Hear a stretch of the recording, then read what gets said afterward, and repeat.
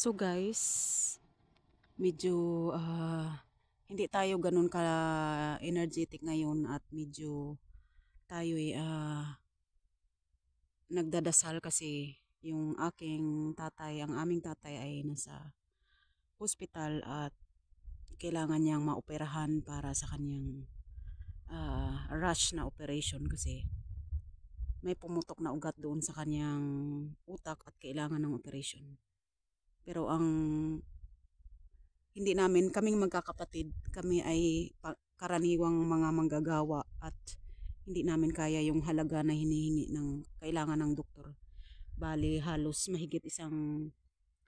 aabutin daw ng milyon, ng 1,000,000. So, kung kami magtulong-tulong magkakapatid guys, ang maitutulong lang namin is aabot kami ng mga nasa 30 to 40,000.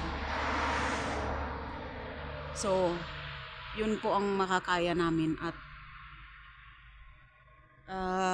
siyempre lahat naman kaming magkakapatid ay may kanya-kanyang pamilya, mayroong kanya-kanyang obligasyon sa buhay. So, ayun. So, dinadasal, nag-message na ako sa kanila na mag-ano sila sa Aklan na magdasal kami at magdasal sila at ako ay nagdadasal na sana'y magmilagro si God at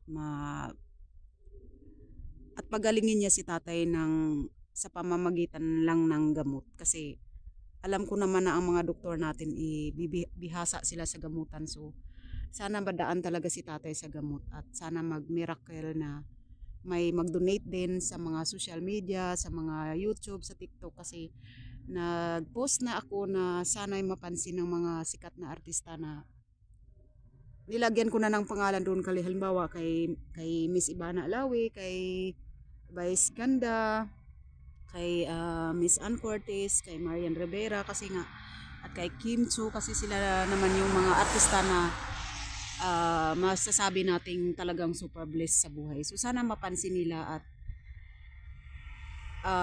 mabigyan ng pansin ang kailangan ng aming tatay. Kasi alam nyo guys, ito lang po ang paraan namin na makahingi ng tulong kasi at ang lahat ng mga tutulong sa tatay namin at mag-donate, yun ay kapalit po ng ipagdasal namin ang inyong safety at ang blessings ng inyong para sa inyong buong lahi.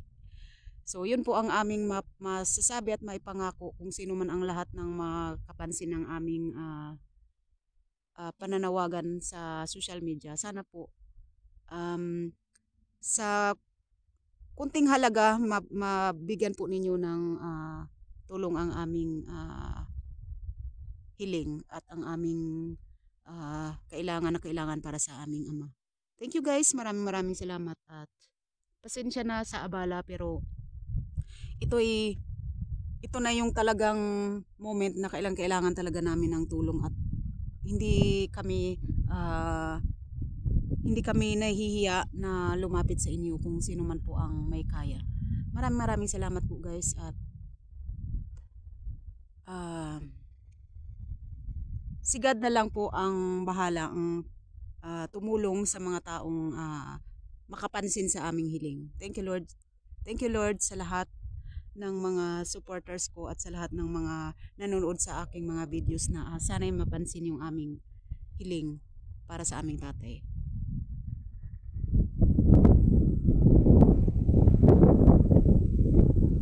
Ingat po guys. God bless.